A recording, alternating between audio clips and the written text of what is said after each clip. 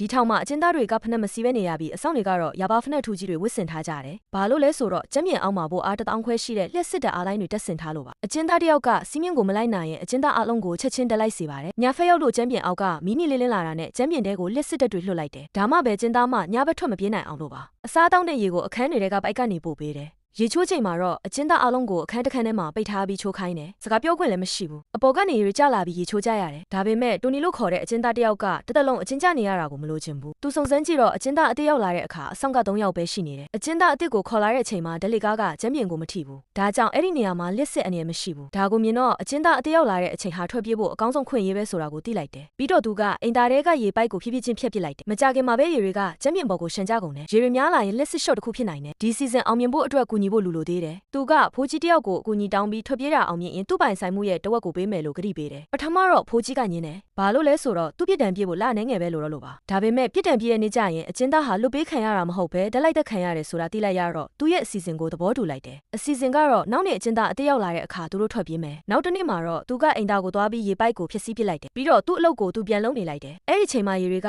ကျမ်းပြင်ပေါ်အများကြီးရောက်နေပြီ။အကျဉ်းသားအစ်ရောက်လာလို့ဒလီကားကအောက်ကိုဆင်းလာတာနဲ့သူကလက်တွဲဖော်တွေကိုအချက်ပြပြီးဟန်ဆောင်ရန်ဖြစ်လိုက်တယ်။စောင့်နေတဲ့အာယုံကသူတို့စီရောက်လာတယ်။ချိန်ထဲမှာပဲနောက်တစ်ယောက်ကကိရိယာတစ်ခုကိုဒလီကားထဲကိုထိုးထည့်လိုက်တော့အဆောင်တွေကအပေါ်ကိုတက်လို့မရတော့ဘူး။အဲ့ဒီနောက်မှာတော့အကျဉ်းသားအလုံးတစ်ပြိုင်နက်ထဲလှုပ်ရှားတော့တယ်။တချို့ကဒလီကားပေါ်ကိုခုန်တက်တယ်။တချို့ကအဆောင်ကိုတိုက်ခိုက်ပြီးအဆောင်တွေရဲ့ဒလိုက်တဲ့တုပ်တွေကိုလူယူပြီးပြန်ရိုက်ကြရတယ်။အဆောင်တွေလည်းပိုအားမြင့်လက်စစ်ကိုအမြန်ဖွင့်လိုက်ကြရတယ်။အဲ့ဒီချိန်မှာသူတို့အားလုံးတဲ့အပေါ်ကိုခုန်တက်လိုက်ကြတယ်။ကြံခဲ့တဲ့သူတွေကတော့ဒလိုက်ခံရတယ်။ခဏအကြာမှာတော့ရေတွေကစနစ်တစ်ခုလုံးကိုရှော့ဖြစ်စေခဲ့တယ်။ဓာတ်အားတွေရက်သွားတော့အဆောင်တွေကအကျဉ်းသားတွေကိုမခုခံနိုင်တော့ဘူး။အကျဉ်းသားတွေအားလုံးထောင်ထဲကနေပြေးထွက်ကြတယ်။အဆောင်တွေကသူတို့အခန်းတွေထဲမှာပုံနေကြပြီးအပြင်ထွက်ဖို့မရဲကြဘူး။အကျဉ်းသားတွေဟာထောင်ရဲ့ထွက်ပေါက်ကိုရောက်လာကြပြီးပင်လယ်ထဲကိုခုန်ဆင်းလွတ်မြောက်သွားခဲ့ကြတယ်